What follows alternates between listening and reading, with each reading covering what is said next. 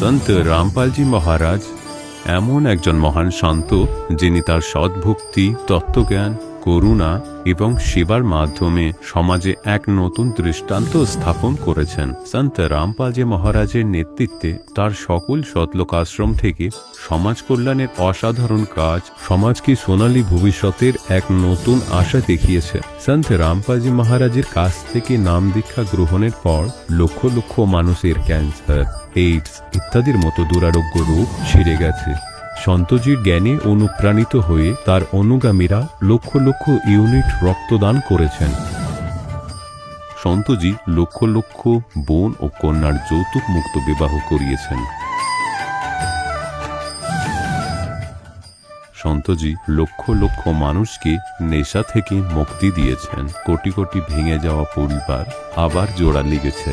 সন্তজির আশ্রমে সমাগমের সময় বিনামূল্যে চক্ষু চিকিৎসা, দন্ত চিকিৎসা প্রদান করা হয়।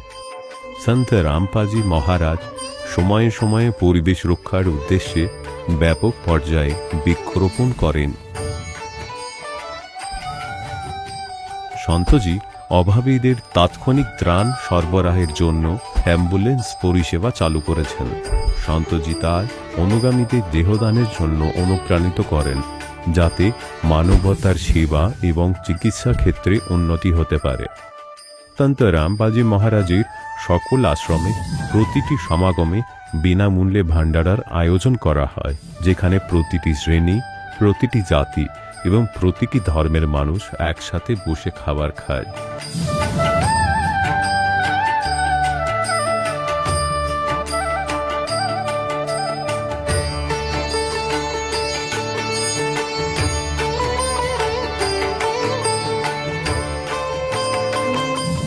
সন্ত রামপালজি মহারাজের অন্নপূর্ণ অভিযান গরিব ও অসহায় মানুষের জীবনে এক নতুন শক্তি ও আশার সঞ্চার করেছে। বাড়ি বাড়ি খাদ্য সামগ্রী এবং প্রয়োজনীয় সাহায্য পৌঁছে দিয়ে সন্ত রামপালজি মহারাজ মানুষকে দুঃখ ও অসহায়তার সঙ্গে লড়াই করার ক্ষমতা দিয়েছেন।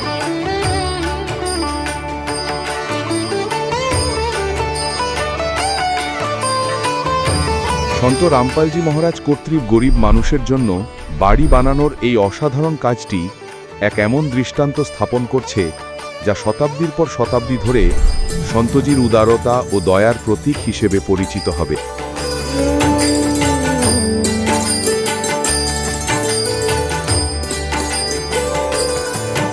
সন্ত রামপালজি মহারাজ হরিয়ানা সহ ভারতের বহু রাজ্যে হওয়া ভয়াবহ বন্যায় অসংখ্য গ্রাম ও কৃষকদের বড় সহায়তা প্রদান করেছেন। তিনি তৎক্ষণাৎ লক্ষ লক্ষ ফুট পাইপ এবং হাজার হাজার মোটর সরবরাহ করে কৃষকদের ক্ষেত ও গ্রামে জমে থাকা বন্যার জল বের করে তাদের নতুন জীবন দান করেছেন।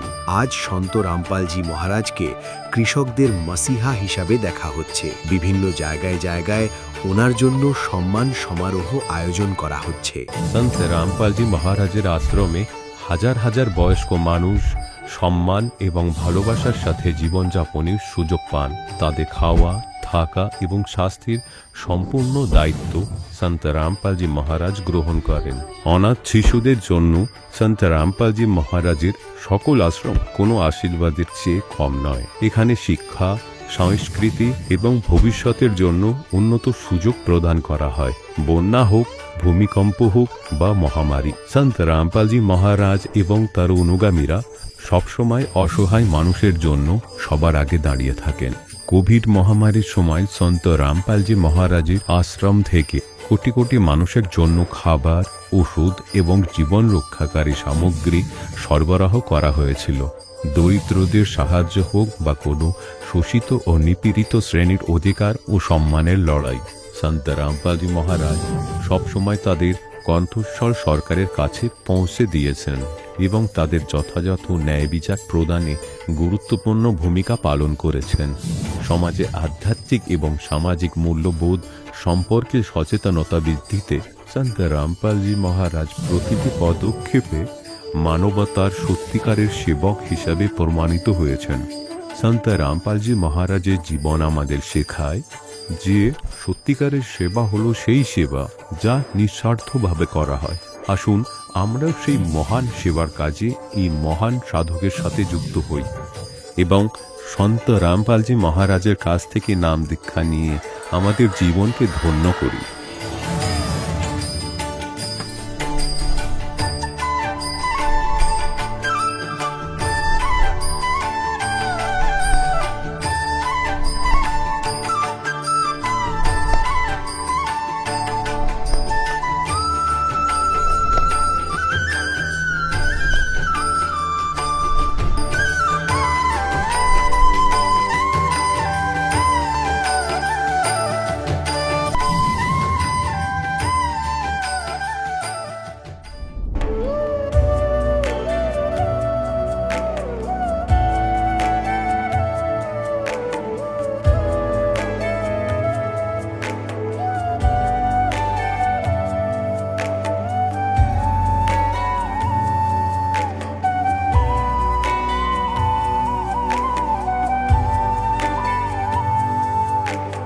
जब लग गुरु मिले ना साचा, तब लग गुरु करो 10 पाचा। গুরু বদল করা সম্ভব কি? গুরু বদল করলে পাপ লাগে নাকি? আধ্যাত্মিক এই ভূমিতে আসলেই সঠিক গুরুকে? শ্রীমদ্ ভগবদ গীতায় বর্ণিত তত্ত্বদর্শী সন্তকে? এই সকল প্রশ্নের উত্তর জানার জন্য অবশ্যই শুনুন জগৎগুরু তত্ত্বদর্শী সন্ত রামপালজি মহারাজের মঙ্গল প্রবচন। নমস্কার দর্শকগণ, আজকের পর্বে আমরা শুনব পশ্চিমবঙ্গের বর্ধমান জেলার আসানসোল থেকে আগত ভক্ত রাজীব বোস মহাশয়ের জীবনের এক অনন্য ও অলৌকিক পরিবর্তনের গল্প। দীর্ঘ ৮-৯ বছর তিনি ভারত সেবাশ্রমে কাটিয়েছেন। বহু দেবদেবীর ভক্তি করেছেন। শিব, হনুমানজি, কালীমা সবাইকে তুষ্ট করার জন্য একের পর এক মন্ত্র, পুজো এবং কঠোর সাধনা। তবুও জীবনে মিলছিল না শান্তি। একসময় মায়ের মৃত্যুও তার চোখের সামনে ঘটে। মহামৃত্যুঞ্জয় মন্ত্র জপ করেও রক্ষা করতে পারেননি মাকে। নৈরাশ্যে ডুবে থাকা সেই সময় হঠাৎই মোবাইলে শুনে ফেলেন সন্ত রামপালজি মহারাজের সৎসঙ্গ। একদিন এক ভক্তের মাধ্যমে গীতার শাস্ত্রসম্মত জ্ঞান শুনে তার চিন্তার ধারা বদলে যায় এবং ঠিক পরদিন 5ই আগস্ট তিনি সন্ত রামপালজি মহারাজের শরণাপন্ন হয়ে নাম দীক্ষা গ্রহণ করেন। এরপর ঘটে আশ্চর্য সব পরিবর্তন। মদ, গাঁজা, বিড়ি সব নেশা একদিনেই ছেড়ে দেন। রাগ, হিংসা, হতাশা দূর হয়ে যায়। তার জীবনে আসে মানসিক ও আধ্যাত্মিক শান্তি। চলুন শুনে নেওয়া যাক রাজীব বোস মহাশয়ের মুখে তার এই জীবন বদলের অলৌকিক যাত্রার সম্পূর্ণ কাহিনী। নমস্কার স্যার। সৎ সাহেব, আপনার নাম? আমার নাম রাজীব বোস। স্যার আপনি কোথা থেকে এসেছেন? আমি আসানসোল থেকে এসেছি, West Bengal, Bardhaman district, Asansol. Sir সন্ত রামপালজি মহারাজের কাছ থেকে নাম দীক্ষা নেওয়ার আগে আপনি কোনো ভক্তি সাধনা করতেন? হ্যাঁ, আমি অনেক রকমই ভক্তি সাধনা করতাম। আর আমি ভারত সেবা আশ্রম থেকেও নাম দীক্ষাও নিয়েছিলাম। আর প্রায় আমি ওখানে 8-9 বছর ওনার যেভাবে বলেছেন ভক্তি করার জন্যে আমি সেইভাবে ভক্তি করেছি। আর এছাড়াও আমি অনেক রকম ভক্তি সাধনা করছিলাম। যেরকম মহাদেবের একটা বিশেষ মন্ত্র আছে, জগতে সবাই জানেন যারা শিবের ভক্তি করছেন, মহামৃত্যুঞ্জয় মন্ত্র। আমি শুনে এসেছি মহামৃত্যুঞ্জয় মন্ত্র জপ করলে অকাল মৃত্যু বা দুর্ঘটনা হয় না। সেই সব মন্ত্র কিন্তু আমি জপ করতাম। আর এছাড়াও আমি যেরকম হনুমানজির ভক্তি যেরকম বলা হতো কি মঙ্গলবার দিন হনুমান চল্লিশা পাঠ করলে নাকি ওনার ধন সম্পদে কোনো কমি হয় না এবং কোনো রকম কোনো বাধা বিঘ্ন ঘটে না। আমরা হনুমানজির যে আছে, হনুমানজির ওপর সিঁদুর লাগানোর পর আমরা যে মন্ত্রটা আমাদের শোনা যায়, শ্রী গুরু চরণ সুরজ রজ নিজ মनु मुकुर सुधार बरना रघुवर बिमल जसु जो दायकु फलचार बुद्धिहीन तिनि जानिके सुमेरो पावर कुमार बल बुद्धि विद्या देमय हरो क्लेश विकार जय हनुमान জ্ঞান গুণ সাগর, এরকম করে পুরো একটা হনুমান চালিসা হতো, সেটা পাঠ করতাম। এবং শিব ঠাকুরকে খুশি করার জন্যে যেটা মহাদেবের মন্ত্রটা আছেন, ওম ত্র্যম্বকম যজামহে সুগন্ধি পুষ্টিবর্ধনম পূর্বারুক্মে বন্দনা মৃত্যু মুক্ষি মামৃতম, এই মন্ত্রটা আছেন। এবং রাবণ তাণ্ডব স্রোত যেটা আছেন, জটা পবি কলজ জলৎ পভা বাহপত্তলে ক্লেহে লম্বে লম্বেতাম ভুজঙ্গে তুণ্ডে মালিকম, এরকম অনেক মন্ত্রই আছেন। এবং আমি যেটা মা কালীর কাছে গিয়ে বলতাম সেটা হচ্ছে ইয়া দেবী সর্বভূতেষু শক্তিরূপে সংস্কৃতা নমস্তাস্যাই নমস্তাস্যাই নমস্তাস্যাই নমো নমঃ এইসব মন্ত্র আমি যথারীতি পাঠ করেছি। আর আরেকটা বিষয় আছে, কিন্তু আমি নিজের মন মর্জির মতন আমি ভক্তি করেছি। যেরকম শিবের মাথায় যে গাঁজা চাপাতাম, সেই গাঁজা আমরা নিজেরাও গ্রহণ করতাম। মা কালীর কাছে মদ চাপাতাম, এমনকি মা তারাপীঠে গিয়েও আমরা এই অনুষ্ঠানগুলো করেছি। মা ভৈরব কাছে গিয়ে মদ চাপিয়েছি, সেই মদ আমরা সব বন্ধু বান্ধব মিলে খেয়েছি। এরকম করে আমরা মন মানি অনেক রকমই ভক্তি সাধনা করেছি। স্যার, আপনি আগে অনেক ভক্তি সাধনা করতেন, অনেক দেবী দেবতার ভক্তি সাধনা করতেন এবং ওনাদের মন্ত্র জাপও করতেন। তাহলে সন্ত রামপালজি মহারাজের খোঁজ আপনি কোথা থেকে পেলেন? হ্যাঁ, যেমন কি আমি আগে বললাম, একটা বিষয় হয়েছিল, ঘটনা ঘটেছিল যে আমরা শুনে এসেছি কি মহামৃত্যুঞ্জয় মন্ত্র জপ করলে নাকি অকাল মৃত্যু হয় না। আমার মা বিয়ে বাড়িতে গেছিলেন, আমিও সঙ্গে গেছিলাম। মায়ের সাডেনলি বুকে পেন হয়, আর ওই বুকের পেন দেখে আমরা সামনে নিয়ারেস্ট হসপিটালে ভর্তি করি। আর ওখানে মায়ের খুব ধরা পড়ে হার্ট অ্যাটাক হয়েছে। আর আমি মহাদেবকে স্মরণ করে মায়ের মাথার সামনে দাঁড়িয়ে পড়ে জোরে জোরে ওম ত্রম্বকাম যজামহে সুগন্ধি পুষ্টিবর্ধনম পূর্বারুক্মে বন্দনা মৃত্যু মুক্ষিমামিতম ওম জুম সাহা, এরকম করেই যাচ্ছিলাম স্যার। কিন্তু আমার মা আস্তে আস্তে আমার চোখের সামনে মারা যায়। তখন আমি বুঝলাম ইয়া তো এই মন্ত্রের মধ্যে কোনো শক্তি নেই, ইয়াতে আমার মধ্যে এই মন্ত্রের জপ করার কোনো যোগ্যতাই নেই। এরপর থেকে আমি অনেক রকম নেশা ভাঙ আরও করতে শুরু করে দিই। মদ গাঁজা ভাঙ সবসময় নেশার মধ্যে ডুবে থাকতাম। কিন্তু একদিন একটা রেস্টুরেন্টে বসে যখন আমি মদ খাচ্ছিলাম, তখন আমার ফোনের মধ্যে একটা সন্ত রামপালজি মহারাজজির সৎসঙ্গ আসে। সেটা বলছেন সন্ত রামপালজি মহারাজজি কি একবার যে সুরা পান করবে সে 70 জনম কুকুর হবেন। তো ওইটা আমি শুনে পরে আমার মাইন্ডে একটু চোট লাগে, আমি কিন্তু ওটা স্কিপ করে দিই, আমি আদার্স কোনো দেখতে লেগে যাই। কিন্তু আমাদের পাড়ার মধ্যেও একটা এরকম ভগৎ আত্মা আছেন, ওনার নাম ছিলেন সুভাষ কেশরী। আর উনিও অনেক কিছু চর্চা করতেন। তো একদিন কি হয়েছে, উনি অনেক ড্রিঙ্ক করে আমি মনে মনে ভেবেছিলাম যদি আজকে সন্ত রামপালজি মহারাজজির যিনি বলতেন নাকি অন্য পরমাত্মা আছেন, ব্রহ্মা বিষ্ণু মহেশ্বর আসল ভগবান নয়, এর ওপরেও কোনো ভগবান আছেন, যদি আমাকে প্রমাণ না দেখাতে পারতো তাহলে কিন্তু আমি ওই ভগতটাকে সেদিনকে খুব মারতাম। আমি এক পেট মদ খেয়ে পরে কিন্তু আমি ওনার ঘরে যাই। উনি খুব আদর সহকারে আমাকে বসান, আর উনি আমাকে সন্ত রামপালজি মহারাজজির যেসব প্রমাণগুলো আছে শ্রীমদ্ ভাগবত গীতা বইতে খুলে খুলে আমাকে দেখান। আর ওটা দেখার পর কিন্তু আমি আচম্বিত হয়ে যাই। আর আমি তার পরের দিনই 5ই আগস্ট আমি সন্ত রামপালজি মহারাজজির স্মরণে গিয়ে নাম দীক্ষা গ্রহণ করি। স্যার, সন্ত রামপালজি মহারাজের কাছ থেকে যারা নাকি নাম দীক্ষা নেন তাদের অনেকজনেরই অনেক লাভ হয়। আপনার কী কী লাভ হয়েছে? প্রথমত আমি যেরকম নেশা ভাঙটা করতাম, আমি পার ডে বিড়ি সিগারেট গুটকা এমনকি ভাং মদ কি নেশা নেই করিনি, সব নেশা করতাম। পার ডে বন্ধুদের সঙ্গে বসে এই থেকে আড্ডা মারতাম। তো আমি যেদিন নাম দীক্ষা নিয়ে আসি সেদিন থেকে কিন্তু আমরা গুরুজির দয়াতে সন্ত রামপালজি মহারাজজির দয়াতে আমি আর নেশা ভাঙ করি না, আর আমার নেশার প্রতি কোনো রুচিও হয় না। এই একটা বহুত বড় লাভ হয়েছে। আর সেকেন্ড লাভ যেটা হচ্ছে আমাদের মানসিক, আগে খুব মাথার মধ্যে একটা টেনশন থাকতো কি কেউ কিছু ঝগড়া করলে ওকে আমি মেরে ফেলবো, একদম মেরেই দেবো, জানে মেরে দেবো, বা আমি যদি যাই না মারতে পারি আমি নিজেকেই শেষ করে ফেলবো।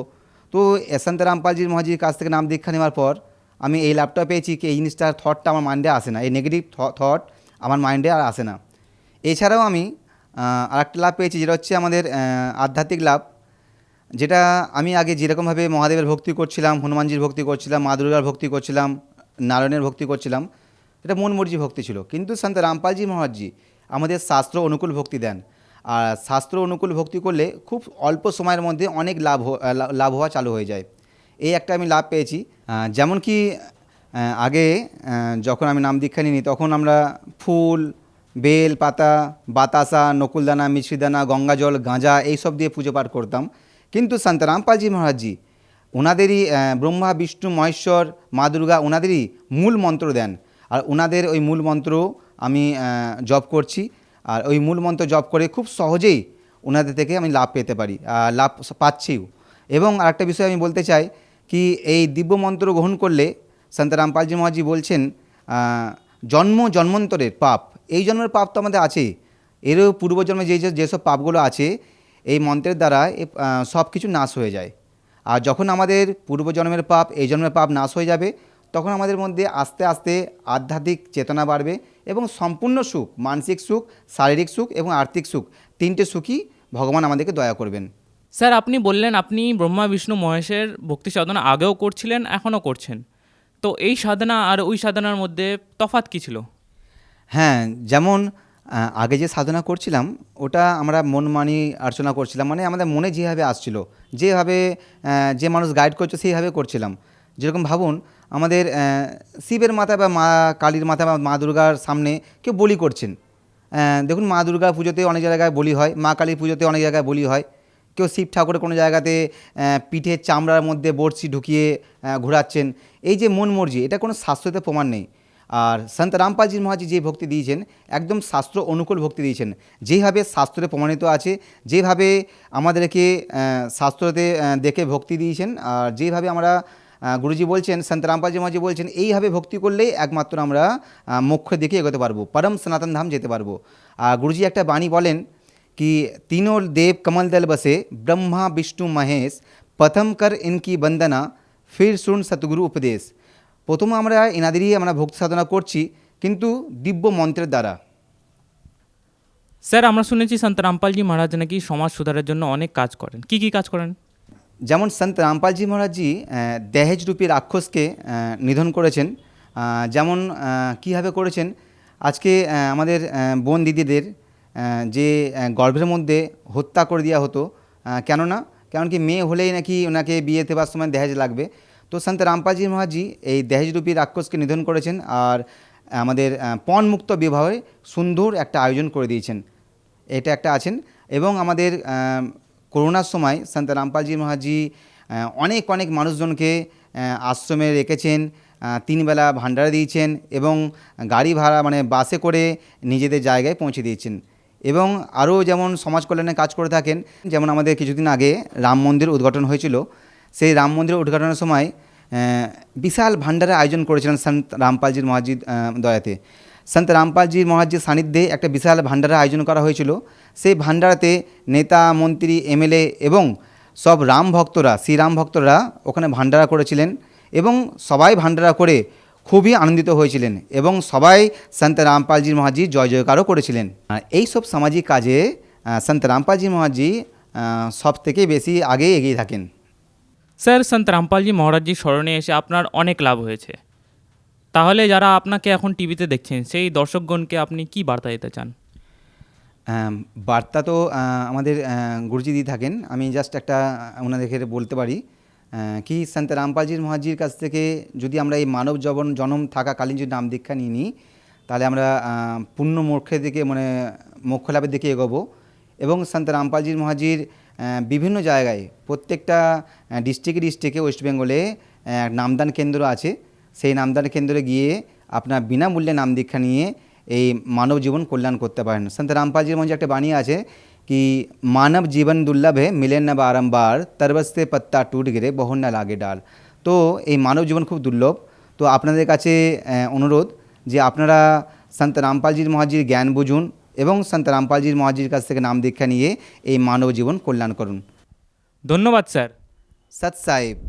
দর্শকগণ, এখন আপনি শুনলেন সন্ত রামপালজি মহারাজের থেকে দীক্ষা গ্রহণ করে সুখী হওয়া ভক্তের অভিজ্ঞতা। এখন দেখুন জগৎগুরু তত্ত্বদর্শী সন্ত রামপালজি মহারাজের মঙ্গল প্রবচন। এখন কি বলছেন পরমাত্মা যে এই যে জ্যোতি নিরঞ্জন, যিনি ব্রহ্মা বিষ্ণু মহেশের পিতা, যাকে গীতার 15 নম্বর অধ্যায়ের শ্লোক নম্বর 16তে স্বরপুরুষ বলা হয়েছে, স্বরপুরুষ, অক্ষর পুরুষ, 2 পুরুষ বলা হয়েছে। তো এই 21 ব্রহ্মাণ্ডের স্বামী এই জ্যোতি নিরঞ্জন, ইনি কাল ব্রহ্মা বিষ্ণু মহেশের পিতা। তো পরমাত্মা বলেন কোটি কোটি তো এই নিরঞ্জন মরে গিয়েছে, এরও কোটি কোটি জন্ম হয়ে গিয়েছে। এবং পুনরায় বলছেন अरबों तो फिर माँ गए और 49 करोड़ कन्हैया और 7 करोड़ तेरे शिव शंकर मर गए, मेरी एक नहीं पलैया। এখন পুণ্যাত্মগণ, এই এক একটা শব্দ পরমাত্মার খুব গভীর রহস্য ধারণ করে আছে। যেমন ব্রহ্মাজির 100 বছর আয়ু আছে, তার বয়স কিভাবে তৈরি হয়, 100 বছর কিভাবে তৈরি হয়? যেমন সত্য, ত্রেতা, দাপর, কলিযুগ, 4টি যুগের একটি চতুর্যুগ হয়। এতে মোট 43,20,000 মোট বছর হয়ে থাকে আমাদের মানুষের বছর।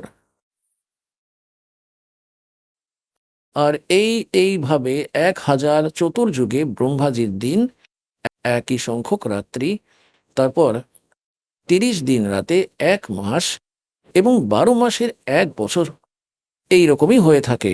এবং তারপর 100 বছর ব্রহ্মাজির আয়ু হয়ে থাকে। ব্রহ্মাজির থেকে 7 গুণ বেশি বিষ্ণুজির আয়ু হয়ে থাকে, এবং বিষ্ণুজির থেকে 7 গুণ ভগবান শঙ্করের আয়ু। তো এখানে পরমাত্মা কি বলছেন?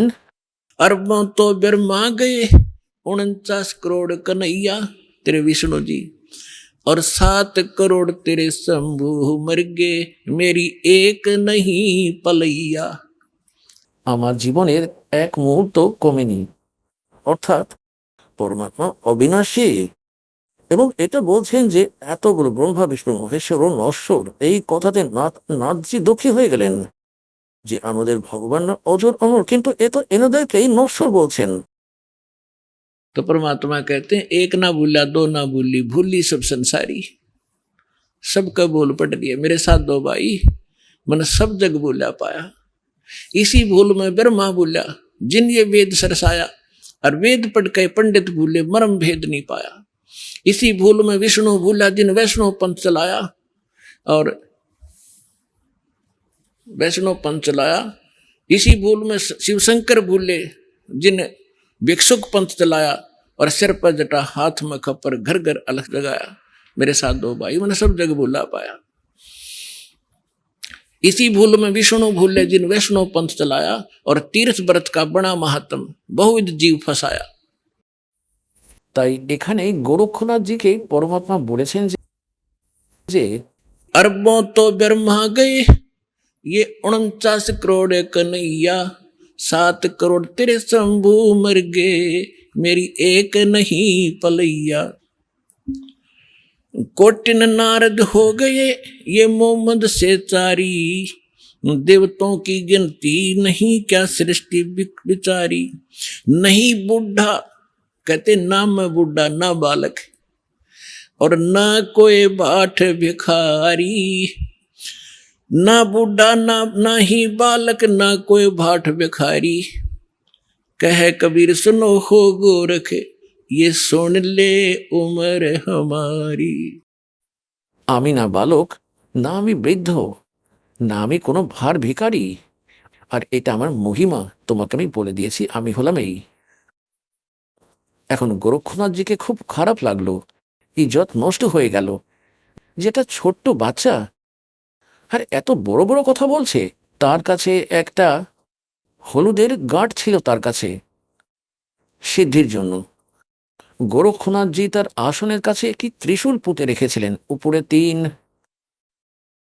তিন তীরের মতো থাকে, এবং নিচে থেকে একটি পাইপের মতো, এবং নিচে একটি তীক্ষ্ণ প্রান্ত থাকে, সেটাকে মাটিতে পুঁতে রাখা হয়। আসন সহ পুঁতে রাখা হয়েছিল 6-7 ফুট উঁচু ত্রিশূল।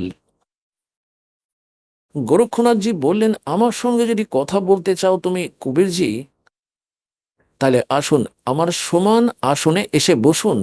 নাথজি ওখান থেকে উঠে মাটি থেকে এমনভাবে পদ্মাসন লাগিয়ে বসেছিলেন, পদ্মাসন লাগানো অবস্থায় উপরে উঠে গেলেন, আর ত্রিশূলের উপর উঠে বিরাজমান হলেন।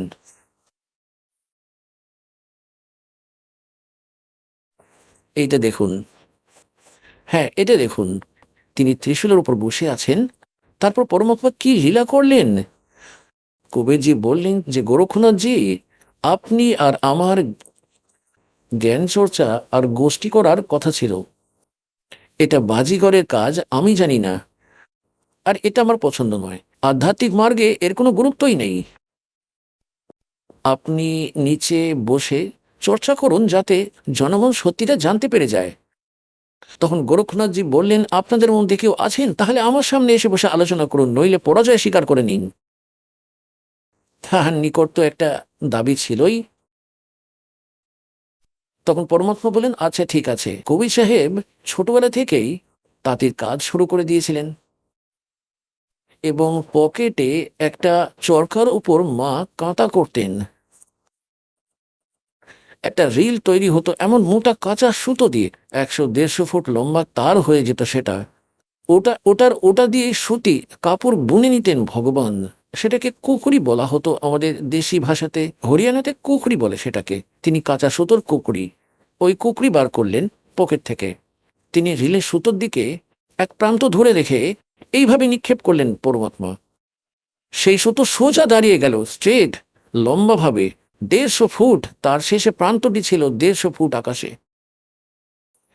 পরমাত্মা সেখান থেকে উঠলেন এবং সেই সুতো শেষ প্রান্তে চূড়ায় গিয়ে বসলেন 150 ফুট উপরে। এখন গোরক্ষনাথজিকে বললেন, নাথজি আসুন, আমার পাশে বসে আলোচনা করব, এখানে আসুন। এখন পুণ্যাত্মা তখন এমন ছিল না যে গোরক্ষনাথজি আকাশে আরো উপরে যেতে পারতেন না, কিন্তু আরো উপরে যেতেন, স্বর্গের ওই পিতৃ লোকেও চলে যেতেন তিনি। কিন্তু ক্ষমতাবানের সামনে সিদ্ধি সমাপ্ত হয়ে যায়। যেমন এই ঘড়িটি তৈরি করা হয়েছে, এখন এর ক্ষমতা তৈরি করে দিয়েছেন কারিগর, ইঞ্জিনিয়ার, যেটা নিজে নিজেই চলতে থাকবে। আর এর সামনে চুম্বক দান করিয়ে দাও, 1 ফুট দূরে এটা জ্যাম হয়ে যাবে, সামনে এগোবেই না, ওখানেই দাঁড়িয়ে থাকবে। তখন সেই ক্ষমতাবান এসে বসেছেন, যার নিকট থেকে প্রাপ্ত করে এই ছোট মোটো খেলনা দিয়ে খেলা করতে থাকেন। ওই পরমাত্মা তার সমস্ত সিদ্ধি ক্যান্সেল করে দিয়েছেন। উঠতে চেয়েছেন উপরের দিকে, কিন্তু মাটিতে এসে এমনভাবে পড়লেন, সমস্ত শরীর বলল, জানতে পেরেছি গোরক্ষনাথ যে আজকে তোর সিদ্ধি কাজই করবে না।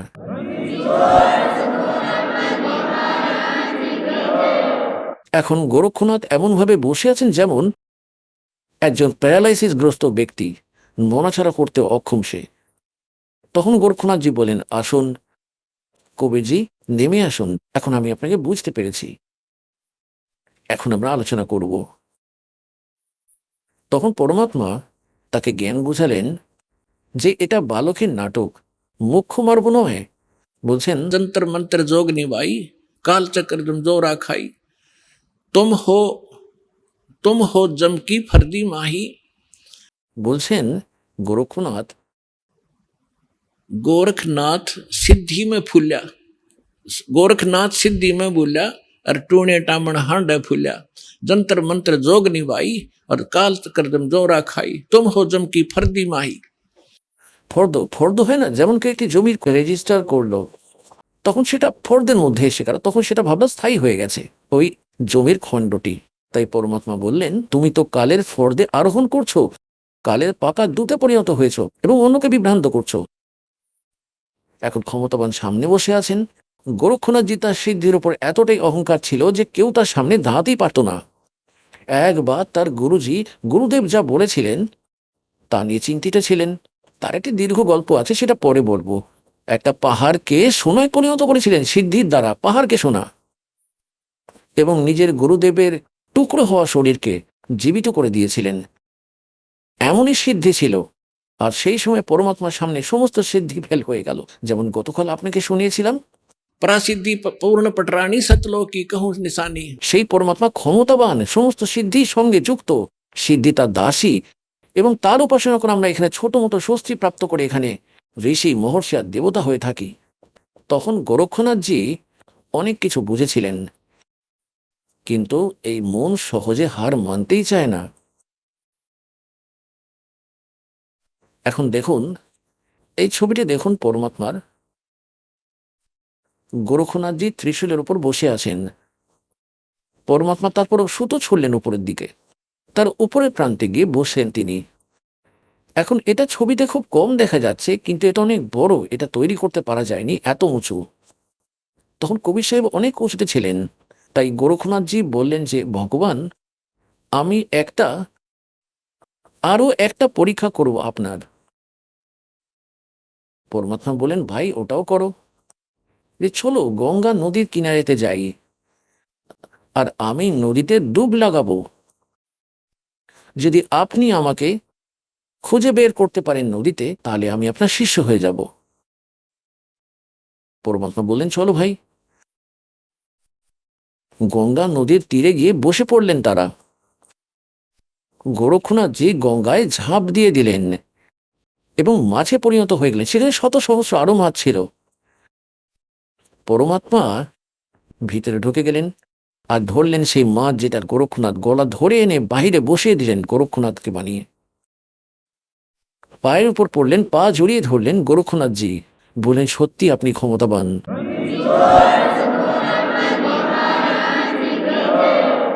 তখন গোরক্ষনাথজি বললেন যে হে পরমাত্মা, আপনি কে? আপনি আমার সব অহংকার দূর করে দিয়েছেন, আর আমি আমার কর্ম খারাপ করছিলাম, আপনি আমাকে বাঁচিয়েছেন।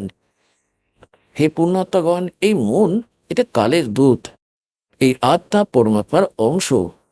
যখন পরমাত্মা দাঁড়িয়েছিলেন, মন পালিয়ে গিয়েছিল, গোরক্ষনাথের আত্মা কেঁদে উঠল। তো পরমাত্মা তো সবাই সন্তান, ব্রহ্মা বিষ্ণু মহেশও তারই বালক। রামকৃষ্ণ সতগুরু সাহেবজাদে ভক্তি হেতু হয়ে পেয়াদে।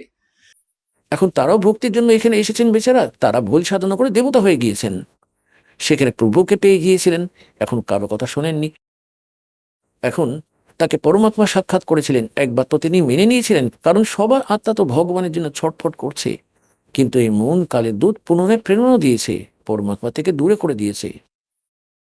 কবির সাহেব বলেন যে শ্বেত ভূমিকা হাম গহে যাহা विष्णु विशंबर दास और हरियम हीरा नाम देकर चेला की न दास। हम बैरागी ब्रह्मपद सन्यासी महादेव और सोहम मंत्र दिया शिव जी को करे हमारी सेव। এইভাবে ব্রহ্মাজির কাছে গিয়েছিলাম, তাকে ওম মন্ত্র দিয়ে প্রথম মন্ত্র, কারণ প্রথম মন্ত্রতে এই জন্য দেওয়া হয় তার শ্রদ্ধা কতটা বাড়বে, তারপর এগিয়ে যাওয়া হয়। তো তারপর প্রথমে তো তাদের 3 দিনের মধ্যে খুব ভালো শ্রদ্ধা তৈরি হয়েছিল, তারপর পরে মন তাদেরকে এমন প্রেরিত করে দিয়েছে যে তারা এইরকমই অটপট করছে, কোনো জ্ঞান পরীক্ষা করে না। সেই মতো গোরক্ষনাথজি তখন সব কথা মেনে নিলেন, পরমাত্মার সমস্ত গল্প শোনালেন, বড় জ্ঞান শোনালেন, এবং পরে গোরক্ষনাথজি ওই জ্ঞান থেকে স্বয়ং বক্তা হয়ে গেলেন। এই জ্ঞানের মধ্যে এক আলাদা আকর্ষণ রয়েছে, পরমাত্মার এক অন্য জ্ঞান রয়েছে। তাই একজন সাধারণ মানুষও তা বলতে শুরু করে, শত শত মানুষও তাতে মুগ্ধ হয়ে যায় এবং তার প্রশংসা শুরু হয়ে যায়। কিন্তু সমাধান সম্পূর্ণ না হওয়া পর্যন্ত তার কোনো লাভই হয় না। যেমন কারো কাছে জ্ঞান আছে এবং সে কাউকে বলে দিল যে তোমার এই রোগ হয়েছে, এবং তার জ্ঞান হয়ে গেল, তার বলাতে আপনার এই রোগ আছে, এই এই লক্ষণ রয়েছে আপনার। এখন জ্ঞান দাতাও জানে এবং যার রোগ আছে সেও জানতে পারলো তার বলাতে।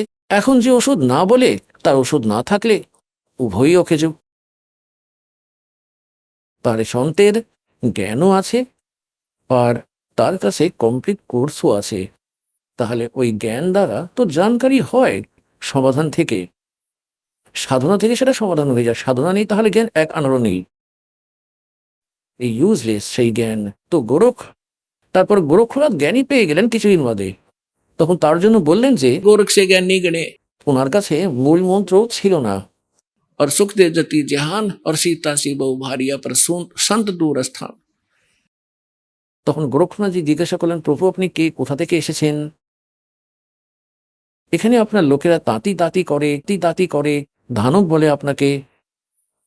তো কি বলছেন পরমেশ্বর? अवधू अवगत से चल आया, मेरा कोई भेद मरम ना पाया। मात पिता मेरे कछु नाही, ना मेरे घर दासी। जुल्हाए का सुत आण कहाया, जगत करे मेरी हासी। मात पिता मेरे कछु नाही, ना मेरे घर दासी। जुल्हे का सुत आने कहाया, जगत करे मेरी हासी। ना मेरा जन्म न गर्भ बसेरा, बालक बन दिखलाया। काशी नहर जल कमल पडेरा, तहां दुलाहे न पाया। ना मेरा जन्म न गर्भ बसेरा, एक बालक बन दिखलाया। काशी नगर जल कमल पडेरा, तहां दुलाहे न पाया। मात पिता मेरे कछु नाही, ना मेरे घर दासी। जुल्हे का सुत आण कहाया, जगत करे मेरी हासी। 5 तत्व का धड़ नहीं मेरा, और जानू ज्ञान अपारा। सत स्वरूपी नाम साहिब का, ओ हे नाम हमारा। अदरदीप गगन गुफा में तानिज वस्तु सारा, ज्योत स्वरूपी तेरा अलख निरंजन, वो दरता ध्यान हमारा। अदरदीप जा गगन गुफा में तानिज वस्तु सारा, तेरा ज्योत स्वरूपी अलख निरंजन, वो धरता ध्यान हमारा। हाड चाम लहू ना मेरे, मैं हूँ सतनाम उपासी, तारण तरण अभय पद दाता, मैं हूँ कबीर अविनाशी। এখন কি বলছেন পরমাত্মা, যে না তো আমার কোনো জন্ম হয়েছে, না আমি কোনো মায়ের গর্ভে থেকেছি, আমি স্বয়ংই নিজের শতলোক থেকে চলে এসে এক বালক রূপ ধারণ করে কমল ফুলের উপর পুকুরের সরোবরের বিদ্যমান হয়েছি। ওখান থেকে আমাকে এই জুলাহা নিয়ে এখানে এসেছে, যে কারণে আমাকে জুলাহা বলে। মাত পিতা মেরা কুছ নাহি আর না মেরে গরদাসি, আমি কোনো পত্নী গ্রহণ করিনি, আর জুল্হে কা সুত আন কাহা জগৎ করে মেরি আসি। তারপর কি বলছেন, 5 তত্ত্বের শরীর নয় আমার, এই শরীর তোমার মতো নয় আমার। और जाणु ज्ञान अपारा, तेरा ज्योत स्वरूपी अलख निरंजन, वो धरता ध्यान हमारा। हाड चाम लहू ना मेरे, हूँ सतनाम उपासी, और तारण तरण अभय पद दाता, मैं हूँ कबीर अविनाशी। तो পুণ্যাত্মগণ, পরমাত্মার এই মহিমা তিনি নিজেই এসে বলেছেন যে না তো জন্মগ্রহণ করেছি, আর না আমার কোনো মাতা পিতা আছে, আমি অবগত থেকে চলে এসেছি, আমার ভেদ কেউ পায়নি। তারে পরমাত্মাকে না কেউ বুঝে না কেউ জেনে, আমরা সেই লালের মহিমা থেকে অপরিচিত হওয়ার কারণে এখনো পর্যন্ত আমরা এই অন্য উপাসনা করে কাঁকর পাথর একত্রিত করে এটাই ভাবছিলাম যে আমরা অনেক ভক্তি একত্রিত করে ফেলেছি। অতএব যে প্রসঙ্গ চলছে সেটাতেই আসি আমরা,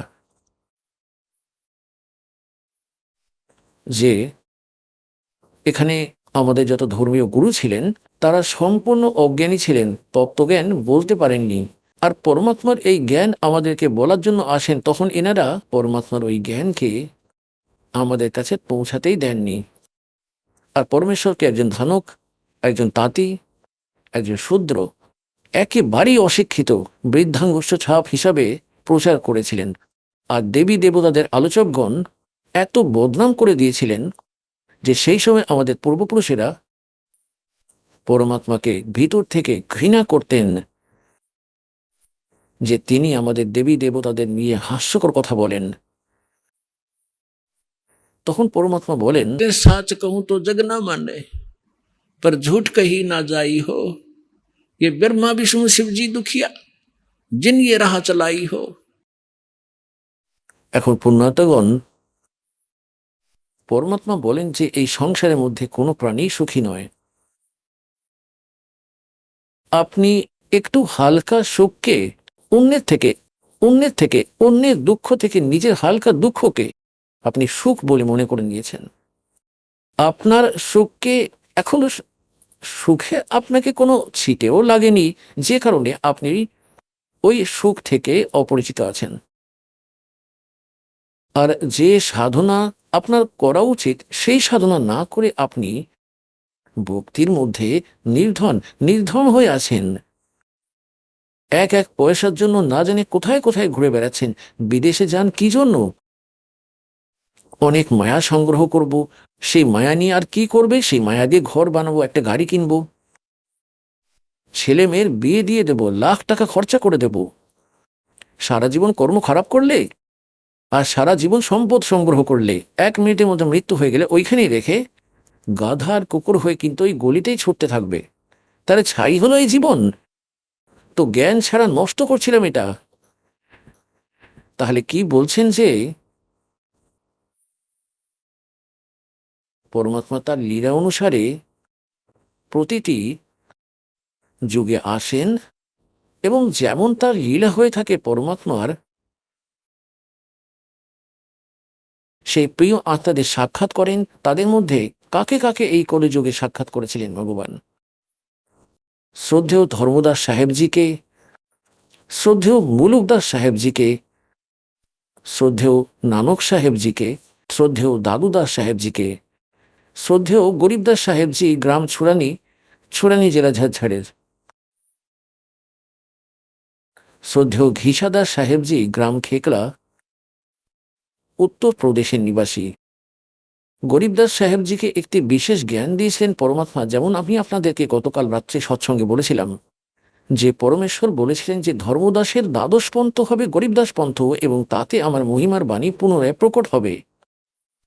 এবং সেই গরিবদাসের পন্থ যখন চলতে থাকবে, সেই পন্থে এগিয়ে পরে আমি আসব।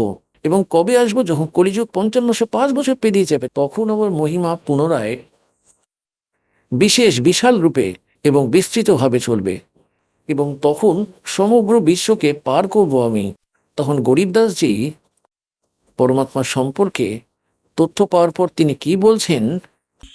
মত দে দিহে বালম ইয়ানে নো, মত দে দিহে বালম ইয়ানে নো, মত দে দিহে বালম ইয়ানে নো, মত দে দিহে বালম ইয়ানে নো।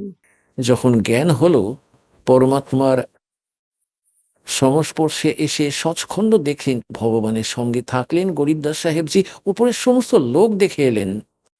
গরিবদাস সাহেবজি গ্রাম চুরানির জেলা ঝাড়ঝাড় হরিয়ানার মাঠেতে গরু চড়াচ্ছিলেন। 10 বছর বালক ছিলেন তিনি। সেই সময় ভগবান তার লীলা অনুসারে এসেছিলেন। দৃঢ় ভক্তদেরকে, উত্তম আত্মাদেরকে অবশ্যই দেখা করতেন তিনি, তার জ্ঞান শোনাতেন।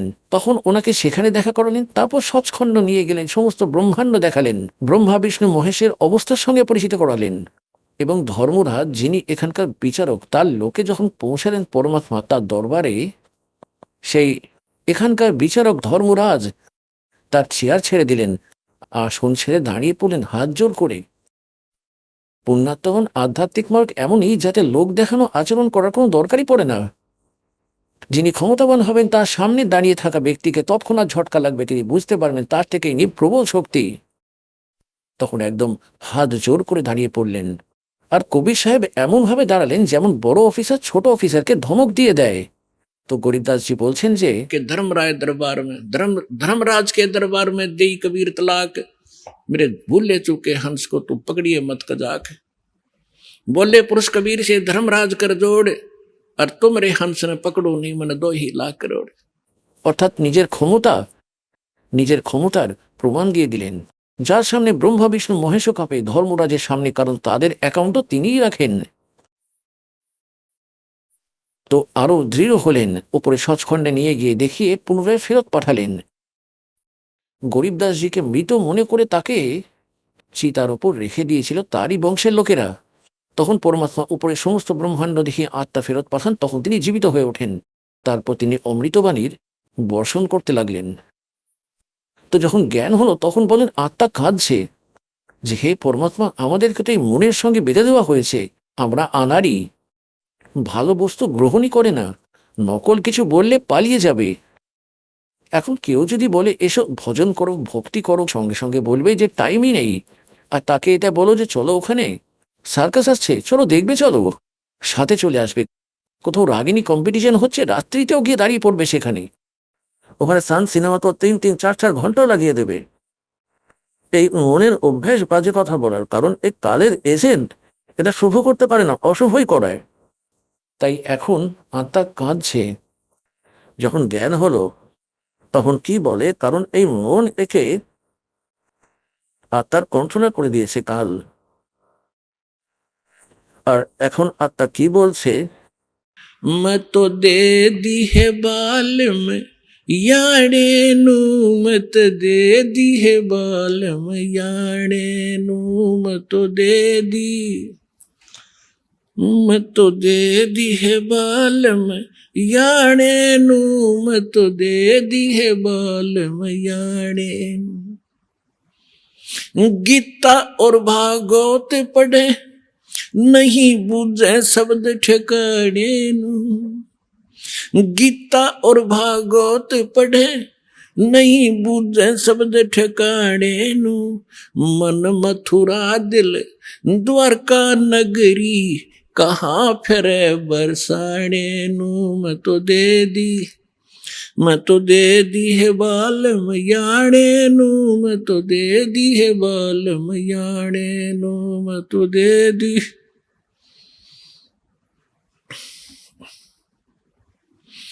जब फुरमान धनी का आवे को राखे घर जाने नू, जब फुरमान धनी का आवे को राखे घर जाने नू, जा सतगुरु का शरणा लीजे जो मेटे जम तलबाने नू, जा सतगुरु का शरणा लीजे जो मेटे जम तलबाने नू, मैं तो दे दी है बालम याने नू, मैं तो दे दी है बालम याने। उत्तर दक्षिण पूरब पश्चिम फिरदा दाने दाने नू, उत्तर दक्षिण पूरब पश्चिम फिरदा दाने दाने नू, सर्व कला सतगुरु साहेब की हरि आने नू, सर्व कला सतगुरु साहेब की हरि आने नू, मैं तो दे दी है बालम याने नू, मैं तो दे दी है बालम याने। जम किंकर का राज कठिन है ये नहीं छोड़े राजा राणे नू, जम किंकर का राज कठिन है नहीं छोड़े राजा राणे नू, या दुनिया दा जीवन झूठा तुम भूल गए मर जाने नू, या दुनिया दा जीवन झूठा तुम भूल गए मर जाने नू, मैं तो दे दी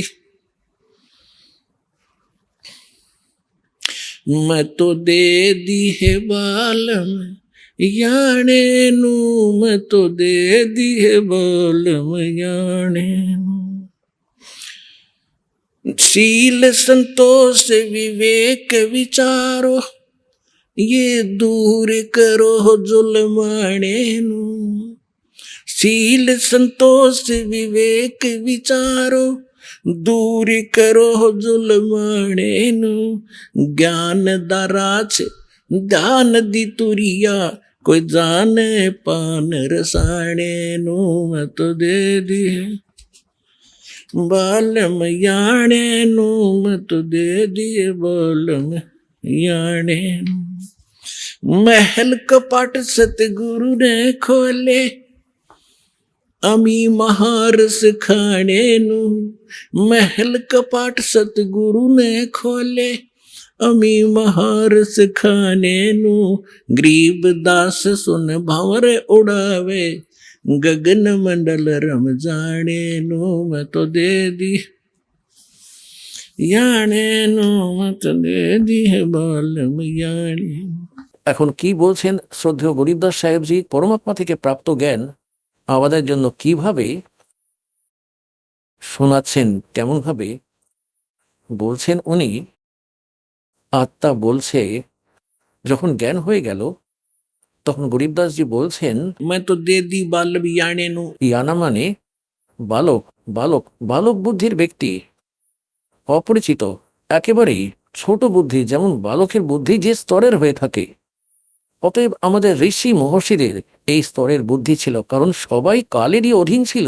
তো কি বলে, গীতা और भागवत पढ़े ना बुझे शब्द ठिकाने नू, गीता और भागवत पढ़े नहीं बुझे शब्द ठिकाने नू, मन मथुरा दिल द्वारका नगरी कहाँ फिरे बरसाने नू। এখন আপনি শুনলেন সন্ত রামপালজি মহারাজের মঙ্গল প্রবচন। আসুন এখন শুনি সন্ত রামপালজি মহারাজের থেকে নাম দীক্ষা গ্রহণ করে এবং সদ্ভক্তি করে আশ্চর্যজনক লাভ অর্জনকারী অনুগামীদের অভিজ্ঞতা। দর্শকবৃন্দ, মানুষের জীবনে দুঃখ কষ্ট যেন শেষই হতে চায় না। রোগ, অশান্তি আর নেশার অন্ধকারে অনেকেই পথ হারিয়ে ফেলে। তখন মনে প্রশ্ন জাগে, সত্যিই কি এমন কোনো পথ আছে যার মাধ্যমে মানুষের জীবন আবার সুখ ও শান্তির দিকে ফিরে যেতে পারে? পশ্চিমবঙ্গের নদিয়া জেলার বাসিন্দা বিবেকানন্দ সরকারের জীবনেও একসময় এমনই কঠিন সময় চলছিল। তিনি নিয়মিত দুর্গাপূজা, কালী পূজা, লক্ষ্মী পূজা সহ বিভিন্ন দেবদেবতার ভক্তি করতেন। এমনকি এক গুরুদেবের কাছ থেকে দীক্ষা নিয়ে প্রতিদিন ওম তৎসৎ মন্ত্র 108 বার জপ করতেন। কিন্তু 8 বছর ধরে সেই ভক্তি করার পরও তিনি কোনো মানসিক বা আধ্যাত্মিক শান্তি পাননি, বরং তার মাথার একটি জায়গায় সবসময় তীব্র জ্বালা পোড়া হতো, যেন সেখানে কাঁচা লঙ্কা বেটে রাখা হয়েছে। রাতে ঘুম হতো না, আর অন্যদিকে মদ, বিড়ি, খৈনি ও গাঁজার মতো নেশার অভ্যাস তার জীবনকে আরও কঠিন করে তুলেছিল। ঠিক সেই সময় তিনি সন্ত রামপালজি মহারাজের লেখা জ্ঞানগঙ্গা নামক বই পান এবং তিনি সেই বই পড়ে সন্ত রামপালজি মহারাজের শরণে আসেন। নাম দীক্ষা নেওয়ার পর ধীরে ধীরে তার মাথার সেই জ্বালা কমে যায় এবং আশ্চর্যের বিষয়, বহু বছরের মদ, বিড়ি ও অন্যান্য নেশাও তিনি সম্পূর্ণভাবে ছেড়ে দেন। জীবনে ফিরে আসে মানসিক শান্তি ও আধ্যাত্মিক উপলব্ধি। কিন্তু সন্ত রামপালজি মহারাজের শরণে এসে এমন কি সত্যভক্তির পথ তিনি পেলেন, যার ফলে তার জীবনে এত বড় পরিবর্তন এলো? সেই বাস্তব অভিজ্ঞতাই জানব আজকের এই সাক্ষাৎকারে। নমস্কার স্যার। নমস্কার জি। স্যার আপনার নাম? আমার নাম বিবেকানন্দ সরকার।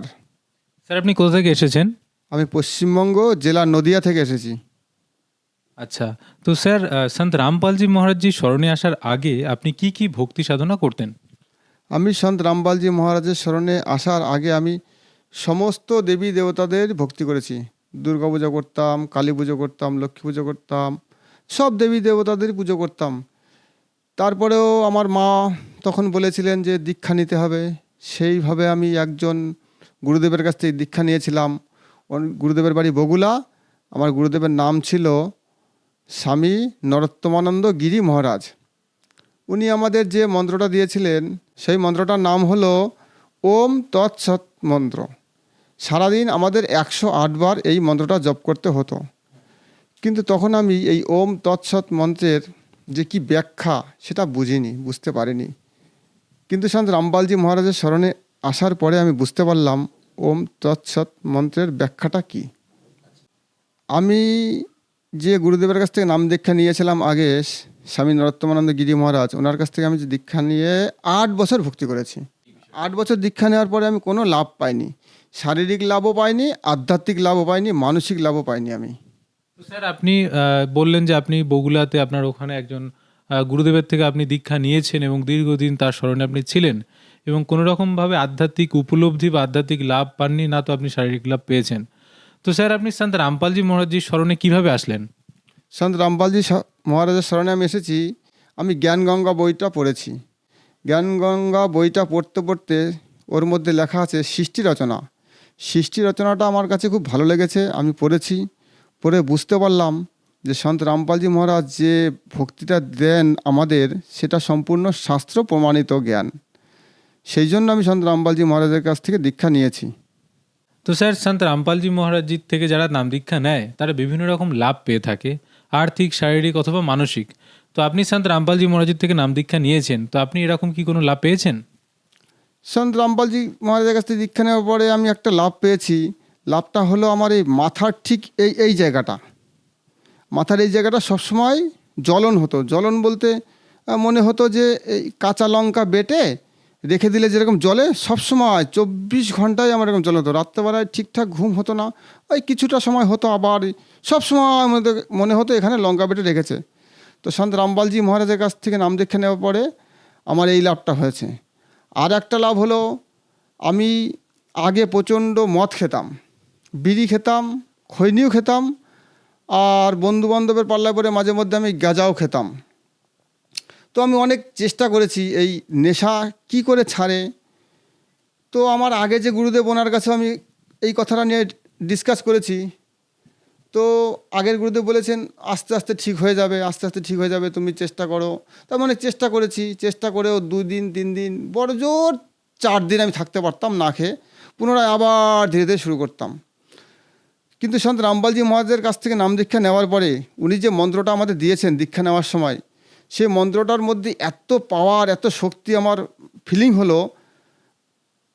তারপরে মানে সেদিন থেকে, দীক্ষা নেওয়ার সেদিন থেকে আমি আজ পর্যন্ত আমি কোনোদিন আর নেশা করিনি।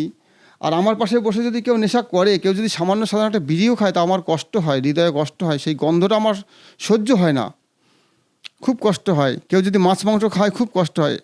আমি প্রচণ্ড মাছ মাংস খেতাম আগে, তো এখন আমি মাছ মাংস খাই না, কারণ জীব হত্যা মহাপাপ। আমাদের গুরুদেব সন্ত রামপালজি শিখিয়েছেন এবং শাস্ত্রে প্রমাণ রয়েছে জীব হত্যা মহাপাপ, সেই জন্য আমরা মাছ মাংস খাই না। সন্ত রামপালজি মহারাজ জীব হত্যা মহাপাপ আমাদের শিখিয়েছে, দেখিয়েছে, শাস্ত্র প্রমাণ দেখিয়েছে, বুঝিয়েছেন। তো স্যার, যেমনটা আপনি বললেন যে সন্ত রামপালজি মহারাজজি স্মরণে আসার আগে আপনার মাথায় একটা জ্বলনের মতো একটা অবস্থা হতো, এবং তাছাড়া আপনি প্রচুর নেশা ভাঙ এই সমস্ত কিছু করতেন, এবং সন্ত রামপালজি মহারাজের দীক্ষা নেওয়ার পর আপনার এই যে রোগ ছিল সেখান থেকে আপনি মুক্তি পেয়েছেন, এবং নেশার যে একটা প্রকোপ সেখান থেকে আপনি মুক্তি পেয়েছেন। এছাড়া আপনি সন্ত রামপালজি মহারাজজি স্মরণে আসার পর আপনি কী লাভ পেয়েছেন? সন্ত রামপালজি মহারাজের কাছে যে আমরা নাম দীক্ষা নিয়েছি, ওনার স্মরণে এসেছি, তারপরে আমি আধ্যাত্মিক লাভটা পেয়েছি যে মানুষ জীবন খুব দুর্লভ, মানুষ জীবন দুর্লভ হে মিলে না বারম্বার, जैसे तरुवर से पत्ता टूट गिरे লাগে না दूसरी बार। তো এই মানুষ জীবন মুক্তি কিভাবে সম্ভব? মানুষ জীবন মুক্তি পেতে হলে সন্ত রামপালজি মহারাজের স্মরণে আসতে হবে, কারণ উনি যে দীক্ষাটা দেন সেটা শাস্ত্র প্রমাণিত জ্ঞান। সমস্ত গীতায় যে জ্ঞানটা লেখা আছে, 4টে বেদে যে জ্ঞান লেখা আছে, মানুষ মুক্তি কিভাবে পাবে? আমরা যদি জীব হত্যা কন্টিনিউ করতে থাকি, আমরা যদি বিড়ি সিগারেট তামাক জাতীয় বস্তু সেবন করতে থাকি, তাহলে আমরা মুক্তি পাবো না। তো সন্ত রামপালজি মহারাজ এইগুলো আগে আমাদের ছাড়িয়ে দেন মন্ত্রর মাধ্যমে। মন্ত্রের এত শক্তি, সেই জন্য সেই মন্ত্রের শক্তির দ্বারাই আমরা ওইটা ছাড়তে পারি, আর পূর্ণ পরমাত্মার তো আশীর্বাদ আছে, সেই জন্য আমরা ওটা ছেড়ে দিই। আচ্ছা স্যার, অনেকে মনে করে সন্ত রামপালজি মহারাজজি সনাতন বিরোধী, উনি হিন্দু ধর্ম বিরোধী, এবং উনি ওনার ভক্তদেরকে উনি দেবী দেবতার ভক্তি ছাড়ান। এই বিষয়ে আপনি কি বলবেন? সন্ত রামপালজি মহারাজ সনাতন বিরোধী না। সন্ত রামপালজি মহারাজ সম্পূর্ণ হিন্দু ধর্মের যে দেবী দেবতারা আছে তাদের শাস্ত্র প্রমাণ হিসাবে যে ভক্তিটা করতে হবে, সেই ভক্তিটা আমাদের দিয়ে থাকেন। সম্পূর্ণ যে আমাদের দেবী দেবতা হিন্দু ধর্মে যে আছে তাদেরই ভক্তি দেন। যেরকম শিব, ব্রহ্মা, বিষ্ণু, লক্ষ্মী, পার্বতী, গণেশ, এনাদেরই ভক্তি দেন, এবং সেটা সম্পূর্ণ শাস্ত্র প্রমাণিত জ্ঞান। এই ভক্তিটাই আমরা করি। উনি কখনো হিন্দু সনাতন ধর্মের বিরুদ্ধে না, উনি হিন্দু সনাতন ধর্মটাকে সঠিক যে ভক্তি, শাস্ত্র প্রমাণ হিসাবে যে ভক্তিটা করতে হবে, যেটা করলে আমরা মুক্তি পাবো, মোক্ষ সম্ভব, সেই ভক্তিটাই উনি আমাদের দিয়ে থাকেন। তো স্যার, যে সমস্ত দর্শক শ্রদ্ধালুরা আজ আপনাকে দেখছে, তাদের উদ্দেশ্যে আপনি কি বার্তা দিতে চান?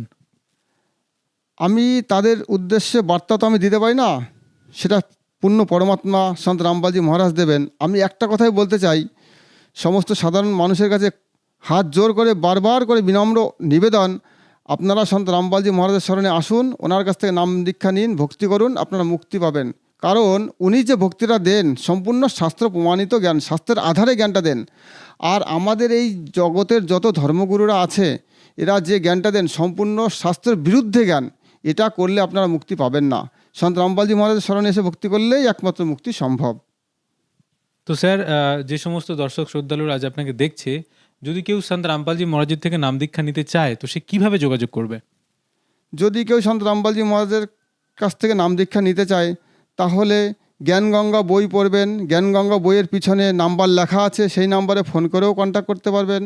তারপর টিভিতে সাধনা চ্যানেলে সন্ধ্যে 7:30 থেকে 8:30 যে সৎসঙ্গ চলে, সেই সৎসঙ্গর নিচে, টিভির নিচে একটা হলুদ রঙের পিলাপট্টি যাকে বলে, ওখানে নাম দীক্ষা কীভাবে নেবেন, কোথা থেকে নেবেন, প্রত্যেকটা নাম্বার ওখানে দেওয়া আছে, সেই নাম্বারে কন্ট্যাক্ট করলেও আপনি নিতে পারবেন।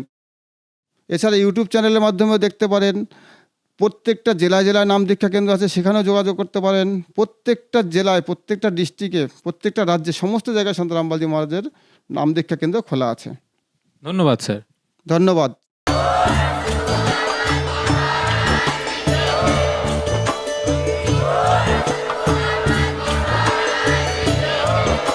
আপনারা শুনছিলেন জগৎগুরু তত্ত্বদর্শী সন্ত রামপালজি মহারাজের মঙ্গলময় প্রবচন। অধিক তথ্য জানার জন্য ভিজিট করুন আমাদের ওয়েবসাইট www.jagatgururampalji.org। সন্ত রামপালজি মহারাজের শুভাশীর্বাদে সম্পূর্ণ বিশ্বে 500-এরও অধিক নাম দীক্ষা কেন্দ্র আছে, যেখানে সন্ত রামপালজি মহারাজের দ্বারা অনলাইনে সম্পূর্ণ বিনামূল্যে নাম দীক্ষা দেওয়া হচ্ছে। আপনার নিকটবর্তী নাম দীক্ষা কেন্দ্রের ঠিকানা জানার জন্য যোগাযোগ করুন 918882914911